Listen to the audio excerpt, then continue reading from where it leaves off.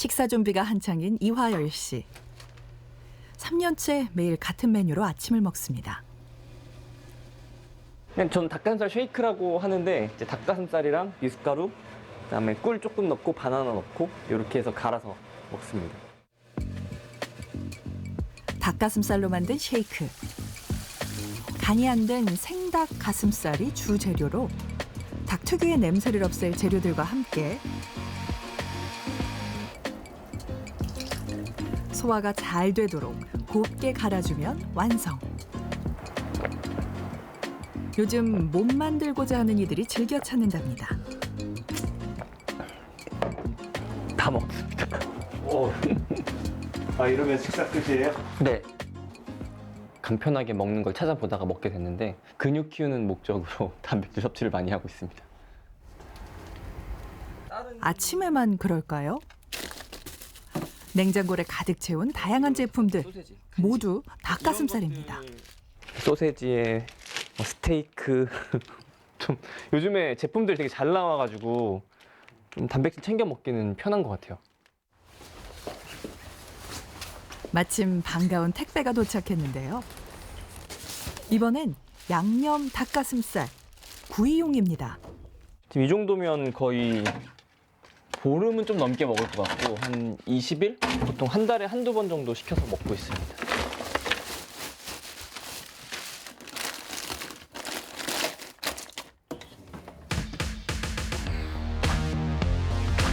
닭가슴살은 지방이 적고 단백질이 많아 근육을 키우고 싶어하는 화열 씨에겐 최고의 음식입니다.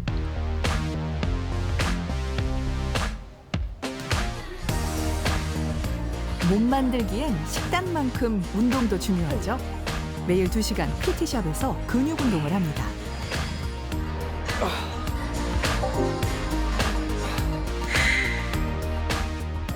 원래 마른 체질이었던 화열 씨. 몸을 키우기 시작한 지는 5년이 됐습니다. 성인이 되고 나서도 한 52kg, 53kg 정도였으니까 진짜 말랐을 거 아니에요.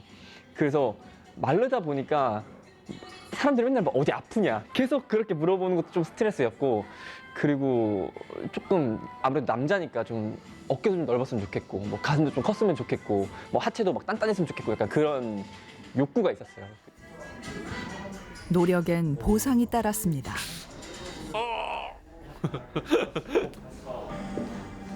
그런데 운동 후에 빠뜨리지 않는 것. 분말형 단백질 보충제입니다.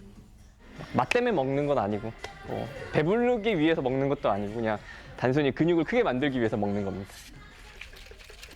물이나 우유만 있으면 언제 어디서든 단백질을 쉽게 섭취할 수 있습니다.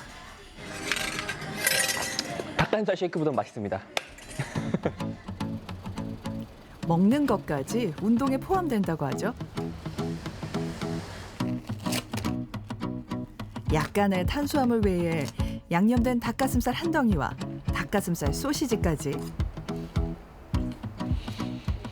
화열 씨의 점심입니다.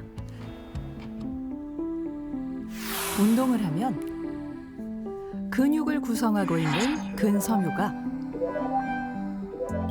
미세한 손상을 입게 됩니다. 이때 음식에서 섭취한 단백질이 손상된 부위에 붙으며 근섬유가 재생되는데, 이 과정이 반복되면서 근육이 커집니다. 단백질은 근육을 만드는 중요한 재료인데요.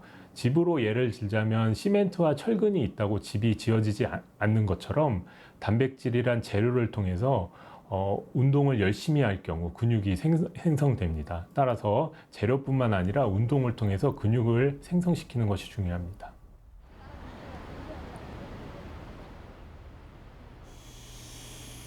근육에 대한 관심은 남녀를 가리지 않죠. 34살 박소영 씨는 안경사입니다. 직원인데 저희 아빠가 사장님이세요. 아버님이세요? 네. 제가 아빠입니다. 안경원에서 일하는 틈틈이 소영 씨가 찾는 게 있는데요. 얼핏 달콤한 코코아 분말처럼 보이지만 단백질 보충제입니다. 큰 스푼 하나에 닭가슴살 한 덩이 분량의 단백질이 들어 있습니다. 가끔 단 거 먹고 싶을 때 생각날 때 대체용으로도 좋고, 그리고 또 단백질 자체가 먹기가 힘드니까 가루로 대용해서 먹기가 좀 쉬워서 먹어요. 중간에 일하다가 중간에 먹어요. 닭 특유의 냄새가 없어 간식처럼 먹으면서 단백질도 보충할 수 있으니 일석이조입니다. 점심시간. 부녀는 집에서 싸온 도시락으로 식사를 해결합니다.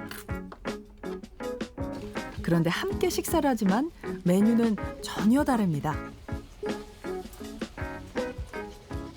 뭐 가재미 좋아한다고 뭐 가재미도 해줬는데 제가 가시 발라줄 테니까 먹어봐. 아니야. 응?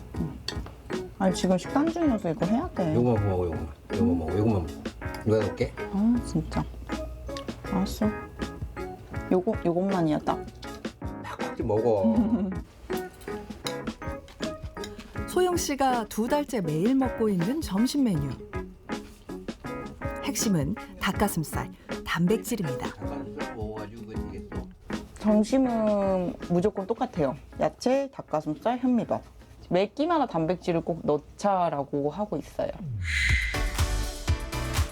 3년 동안 3번의 바디 프로필을 찍었던 소영 씨.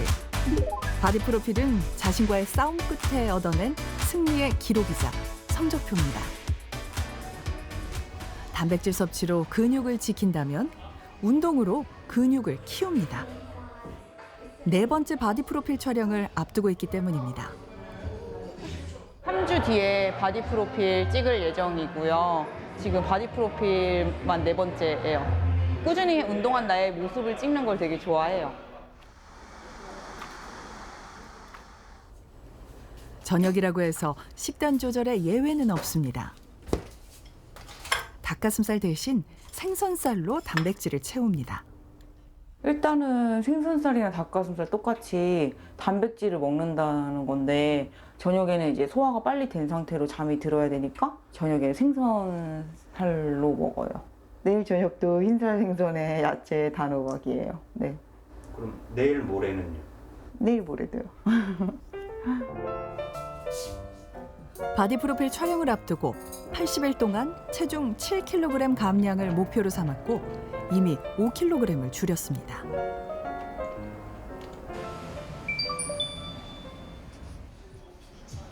삼 주 후 다시 만난 소영 씨. 그렇죠. 둘, 셋. 그새 목표했던 만큼 체중을 감량했고 동시에 근육은 지켰습니다. 소영 씨에게 바디 프로필은 단순히 멋진 사진을 남기는 게 아닌 스스로에 대한 도전입니다. 힘이 좀 빠지니까 힘들긴 했어요. 중간중간에. 드디어 이제 끝나서 기분이 너무 좋아요.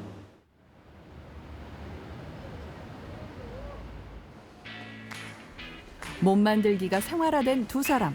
과연 이들의 방법은 적절한 걸까요? 우선 영양 섭취량을 알아보기 위해 식단을 점검해봤습니다. 이화열 씨의 경우 하루 3끼는 물론 틈틈이 먹는 간식도 단백질이었습니다. 단백질은 7에서 한 20% 정도 권고를 하고 있는데 이화열님 같은 경우에는 단백질을 무려 35.3% 정도로 굉장히 과하게 많이 드시고 계셨습니다. 동물성 단백질 위주로만 드시고 야채 섭취량이 부족하다 보니까 이런 면역력 향상에 도움이 되는 많은 미량 영양소가 좀 부족하실 수 있습니다. 일반적으로 하루에 체중 1kg당 단백질 0.9g, 근육량 증가를 원한다면 2g 섭취를 권고합니다. 이화열 씨는 체중에 따른 권고량 140g보다 30g을 더 섭취하고 있습니다. 바디 프로필 촬영 때문에 강도 높게 식단을 조절했던 박소영 씨. 아침, 점심, 저녁 삼시세끼 메뉴가 매번 똑같았고 그마저도 단백질 위주였습니다. 여성 역시 체중 1kg당 0.9g, 근육량 증가 중이라면 2g을 권장하지만 박소영 씨 역시 단백질을 과다 섭취하고 있었습니다.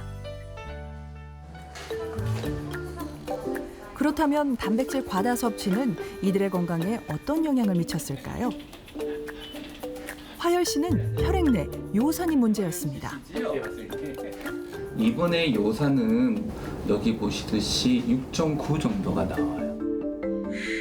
수치는 정상 범위 안에 있지만 불과 몇 개월 전 음주로 요산 수치가 높았던 적이 있었습니다.